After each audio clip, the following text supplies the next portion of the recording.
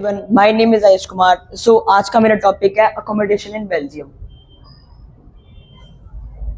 Introduction. Belgium एक small European country है, तो उसके अंदर दो मेजर लिंग्विस्टिक कम्युनिटीज है। फर्स्ट डच जिसकी है 59% और फ्रेंच जिसकी है 40% और जर्मन है उसकी 1%। प्रॉब्लम इन बेल्जियम है tension between Dutch and French communities. जो डच और फ्रेंच कम्युनिटीज थी उनके बीच में बहुत सारे टकराव होते थे। और ब्रुसेल वहाँ की वो है कैपिटल, तो वहाँ पे फ्रेंच स्पीकिंग कम्युनिटी मेजोरिटी में थी। और डर था कि वहाँ पे कोई एक कम्युनिटी मतलब ज़्यादा उनको राइट्स ना मिल जाए। What is accommodation? अकोमोडेशन का मतलब होता है adjustment and power sharing to avoid conflict and ensure unity. Belgium power sharing model adopted. Belgium का जो पावर शेयरिंग वाला वो था प्लान, तो वो पीसफुली इतना ध्यान से करा गया था क्योंकि श्रीलंका में ऐसी पावर शेयरिंग हो नहीं पाई थी। तो वहाँ पे जो मेजोरिटी में थी सिनालास थे, तो उनको सारे राइट्स दे दिए गए थे। पर बेल्जियम में ऐसा नहीं हुआ। बेल्जियम में उनकी कम्युनिटी गवर्नमेंट बनाई गई, उसके हिसाब से उनको सारे जितने भी उनको राइट्स थे वो सारे दिए गए, और जितने भी जॉब्स के वो आते थे ऑफर्स, तो उनको सबको सेम मिले गए।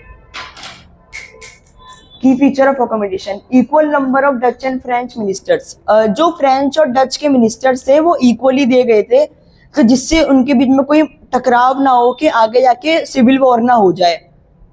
Important law require majority support from both groups. तो जो इंपॉर्टेंट लॉ थे majority support from both groups. जो बोथ ग्रुप्स थे उनके अंदर जो भी मेजोरिटी वाले ग्रुप्स थे उनके अंदर ऐसा नहीं दिया गया था जो मेजोरिटी में उन्हें ज्यादा उन्हें राइट्स मिल जाएंगे, उनके लिए कोई अलग लॉ बनेंगे, ऐसा नहीं था। तो जितनी भी वहाँ पे कम्युनिटी, उन तीनों के कम्युनिटी के लिए सेम उनके कम्युनिटी पार्टी बनाई गई थी। वहाँ पे वो लोग अपने राइट्स के लिए लड़ सकते थे। सेपरेट गवर्नमेंट फॉर रीजन और सेपरेट गवर्नमेंट फॉर रीजन्स। उसमें ये था कि जो रीजन्स थे हर रीजन की अपने एक सेपरेट गवर्नमेंट थी। It keeps democracy strong and balance. और जो इसके ये अकोमोडेशन की वजह से जो डेमोक्रेसी थी वो स्ट्रॉन्ग और बैलेंस थी। कम्युनिटी गवर्नमेंट थी, वहां पे वो हैंडल करती थी कल्चर को, एजुकेशन को, लैंग्वेज को, और each community has autonomy.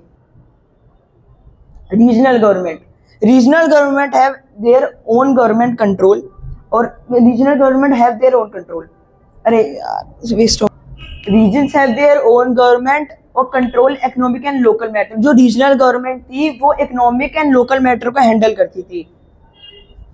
Success of accommodation. Reduce conflict, peaceful coexistence, strengthen and democracy. Conclusion. Belgium के अकोमोडेशन से एक फायदा हुआ कि वहाँ पे सिविल वॉर नहीं हुई। जैसे श्रीलंका में उन्होंने मेजोरिटी का सपोर्ट करा था तो वहाँ पे सिविल वॉर हो गई थी। तो ऐसे बेल्जियम में ऐसा नहीं हुआ, तो उन्होंने डाइवर्सिटी को मैनेज करा और सबको सेम राइट्स दिए। Thank you.